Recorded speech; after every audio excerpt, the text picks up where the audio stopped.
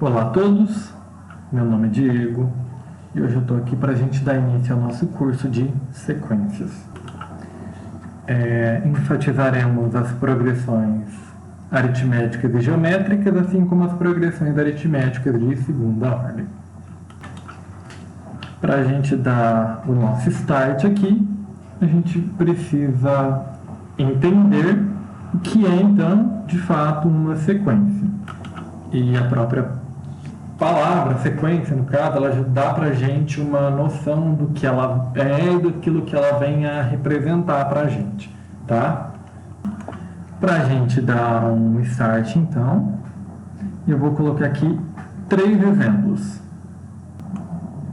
Eu vou começar aqui, então, pedindo para que vocês listem para mim os 5 primeiros números pares. São eles, a gente está pegando os pares positivos. O 2, o 4, o 6, o 8 e o 10. Esses são os 5 primeiros números pares positivos. Depois eu peço para que vocês listem, então, os 7 primeiros números primos. Lembrando que um número é primo quando ele é divisível apenas por 1 e por ele mesmo. E esses números são 2, 3, 5, 7, 11, 13 e 17. Interessante vocês observarem que tanto aqui nesse primeiro exemplo quanto no segundo, eu não pedi uma ordem, né? Não falei que você deveria colocar exatamente nessa ordem aqui, indo do menor para o maior. Mas acontece que fica mais fácil da gente conseguir associar fazendo dessa forma. Depois, então, para finalizar, eu peço para vocês listarem para mim os 5 primeiros números quadrados perfeitos. Depois, então, a gente coloca os 5 primeiros quadrados perfeitos. O 1, 2 ao quadrado é 4, 3 ao quadrado é 9, 4 ao quadrado é 16 e 5 ao quadrado é 25. Notem o seguinte: todas essas sequências aqui que a gente colocou aqui nesse primeiro momento são sequências finitas, tá? Elas têm uma ordem, que a gente colocou ela em ordem crescente, e são sequências finitas, porque tem começo, tem fim, né? Mas se eu colocasse aqui o seguinte: liste os quadrados perfeitos, por exemplo, não colocasse uma quantidade. Aqui eu acrescentei esse termo, né? Para listar os 5 números quadrados perfeitos positivos, os 5 primeiros, né? Tá? Agora, pensa um pouquinho em como ficaria esse daqui. Liste os números quadrados perfeitos positivos. Então aqui, ó, seguindo aquela lógica, a gente vai ter o 1 ao quadrado, que é 1, o 2 ao quadrado, que é 4, o 3 ao quadrado, que é 9, 4 ao quadrado, que é 16, 5 ao quadrado, que é 25. Porém, essa sequência, ela continua, ela é uma coisa que, 1 ao quadrado é 1, 2 ao quadrado é 2. Para cada número que eu pense, quando eu levo ao quadrado, eu tenho um quadrado perfeito. Então, é uma sequência que vai ter sempre um próximo número. Então, essa daqui é uma sequência infinita. Eu ia colocar esse n ao quadrado aqui, mas eu vou tirar, porque só de deixar aqui a reticência já dá para, tipo, a ideia de que essa sequência aqui ela continua e que ela é, de fato, então, infinita. Isso daqui é uma sequência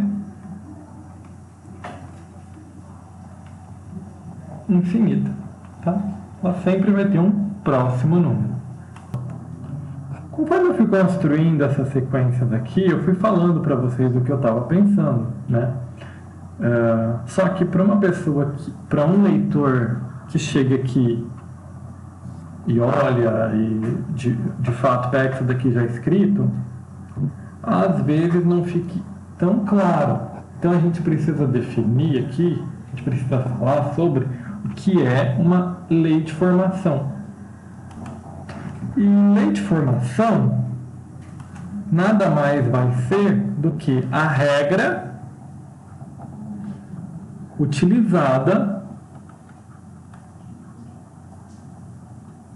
para a construção da nossa sequência.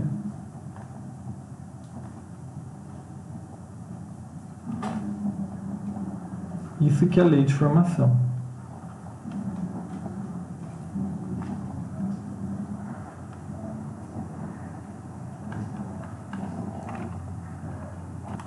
Se a gente pegar isso daqui, ó, esse liste os números quadrados perfeitos positivos, a gente pode pensar assim, ó, o primeiro termo é 1 ao quadrado, o segundo termo é 2 ao quadrado, o terceiro termo é 3 ao quadrado, e assim sucessivamente. Eu dei uma lei de formação com palavras, mas eu não escrevi nada, né? Eu não dei uma escrita matemática para o negócio. Eu vou reescrever esse último exemplo aqui, ó. A gente tem 1, 4, 9, 16, 25 e reticências. Na grande maioria dos livros de matemática, a gente costuma representar isso daqui da seguinte forma. O primeiro termo como A1, o segundo termo como 1A2, o terceiro termo como 1A3, o quarto termo como 1A4, o quinto termo como 1A5. Aí se eu tivesse aqui um sexto termo escrito, o sexto termo como 1A6. Então, organizando, a gente teria uma coisa assim, ó. A1, A2, A3, A4, A5. E o que está importando para a gente aqui é esse índice aqui de baixo, ó. São esses numerozinhos pequenininhos, tá? Porque o que a gente está fazendo no primeiro termo? Pegando o primeiro índice e elevando ao quadrado. O que a gente está fazendo aqui no segundo termo? Pegando esse segundo índice aqui e elevando ele ao quadrado. 2 ao quadrado é 4. A mesma coisa a gente está fazendo aqui no terceiro. Depois no quarto. Depois no quinto. E assim sucessivamente. Esses numerozinhos pequenininhos aqui, esses índices, eles indicam a posição, então, que o nosso número, no caso, ele vai estar ocupando. Daí a letra que eu coloquei aqui, que foi A, tanto faz. Tá? Eu poderia ter colocado uma letra qualquer, poderia ter colocado, ao invés de um A1, um B1. Ao invés de um B1, um C1. Essa letrinha tanto faz para a gente. Mas aí a gente tem o seguinte: se o nosso A1 é 1 ao quadrado, o nosso A2 é 2 ao quadrado, o nosso A3 é 3 ao quadrado e assim sucessivamente, quem que vai ser um termo genérico da nossa sequência? Ou seja, quem que no caso seria um AN, um enésimo termo na minha sequência? Ora, é só, no caso aqui, a gente pegar a lógica do que está acontecendo. A gente não está sempre pegando o índice e o elevando ao quadrado? Então, um termo n, um enésimo termo, é n ao quadrado. E no caso, essa fica sendo a lei de formação desta sequência. Legal, né? E aí, no caso, para essa sequência, a gente tem que tomar um cuidado, né? Pois o n não pode ser qualquer número. O nosso n, ele pertence ao conjunto dos números naturais, exceto o zero. Por que é legal isso? Porque por meio dessa fórmula eu consigo calcular qualquer termo da minha sequência sem ter que ir fazendo um de cada vez. Por exemplo, se eu quiser o 20º termo, o A20 dessa minha sequência, é só eu trocar o n, então, por 20, fazer 20 ao quadrado. E eu sei que isso dá 400.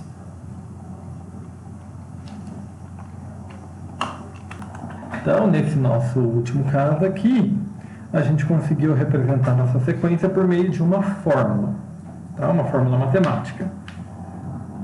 Porém, nem sempre nós vamos conseguir representar a sequência por meio de fórmulas e também nem sempre a forma de se obter a fórmula de uma sequência vai ser algo tão simples como foi essa daqui. Nem sempre a fórmula ajuda muito, né? Por exemplo, aqui, ó, outra coisa que fica fácil também é montar uma formulinha aqui para representar liste os 5 primeiros números pares positivos. Se a gente for colocar o ordenado dessa forma, o nosso n, ele tem que ser... E a gente monta assim, ó. O n, ele é menor ou igual que 5. Vamos arrumar aqui. N, novamente, pertence aos naturais, né? Nosso nzinho pertence ao conjunto dos números naturais não negativos. E o n, ele é menor ou igual que 5. A gente pode escrever isso daqui da seguinte forma. N pertence aos naturais, tal que o n está entre 1 e 5, né? Por que disso? Porque aí a gente tem o A1, o A2, o A3, o A4 e o A5. E daqui, o que é que a gente tira? A gente sabe que os termos da nossa sequência são 2, 4, 6, 8 e 10. Ou seja, o nosso AN, nesse caso, vou colocar aqui 1, 2, 4, 6, 8 e 10. É só a gente observar que 2 vezes 1 dá 2. 2 vezes 2 dá 4. 2 vezes 3 dá 6. 2 vezes 4 dá 8 e 2 vezes 5 dá 10. Então, o nosso AN seria 2N. Só que no caso aqui, ó, para listar os 7 primeiros números primos, alguns matemáticos já mostraram para a gente que existe uma fórmula para a gente estar listando esses números primos. Porém, essa fórmula ela não é muito útil, tá? Não é uma fórmula muito fácil de se deduzir. Nesse caso, é muito melhor a gente listar uma propriedade que esses números possuem de fato do que dar uma fórmula para chegar neles, tá? Porque qual é a propriedade que esses números possuem que os outros não possuem? Eles são primos. E eu só quero 7 primeiros. Tá? Acho que agora que a gente já entendeu o que é uma lei de formação, a gente consegue dar uma definição formal para o que é, então, de fato, uma sequência. Então, uma sequência infinita é uma função que tem como domínio o conjunto dos números naturais. Lembrando que eu não considero, eu digo, o zero como um número natural, tá? Uma outra forma de escrever isso daqui é uma sequência infinita e uma função que tem como domínio o conjunto dos números inteiros positivos. É a mesma coisa escrita de uma outra forma. Aí eu coloco aqui como exemplo uma f que vai de naturais para reais, vou colocar aqui diferença de zero, onde eu coloco um f de n igual a 2n menos 1. Esse exemplo aqui eu estou pegando exatamente o mesmo que tem lá no portal da matemática, tá? Se vocês quiserem aprofundar, tem lá também. Mas acho que só com essas aulas vocês vão conseguir entender o que é. Vou colocar aqui, vou dar uma mudadinha, vai. 2n mais 1. Daí então a gente faz uma lista de quem seriam os nossos primeiros termos. O f de 1 seria 2 elevado a 1 mais 1. Ou seja, 2 mais 1, 3.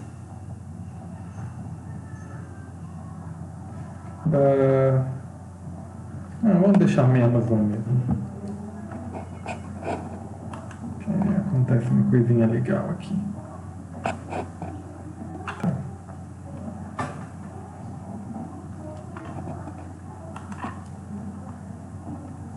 Então fica 2 menos 1, que é o segundo termo dessa nossa sequência, seria 2 elevado a 2 menos 1. Ficaria 4 menos 1 igual a 3. Próximo. F de 3 ficaria 2 elevado a 3 menos 1, que é 8 menos 1 igual a 7. Se eu calcular o F de 4,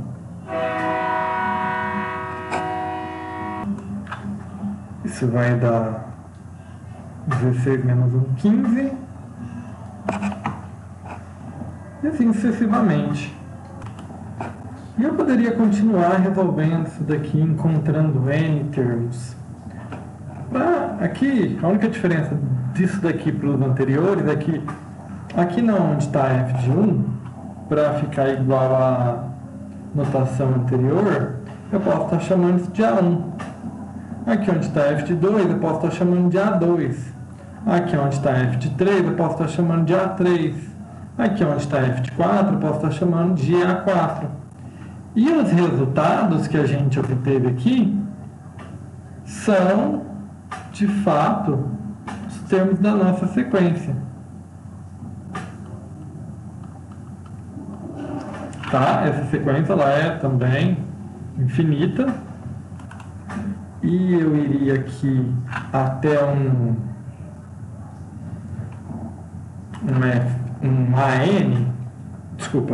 f de n aqui, que na verdade seria, de fato, a notação anterior, o meu AN. Legal, né? Isso aqui que está aqui em cima, eu ainda posso ir seguindo, vou colocar aqui de vermelho para ficar mais visível, até eu chegar no meu enésimo termo, que é 2 elevado a n menos 1. Depois eu teria 2 elevado a n mais 1 menos 1. E aí, reticências, porque, como eu já disse, essa sequência é uma sequência infinita. A ideia de tratamento de sequências é algo bem importante e simples dentro da matemática. É muito importante a gente, então, está tentando entender e compreender o que é de fato uma sequência, tá? Mas eu espero que tenha ficado clara essa explicação. E até a próxima.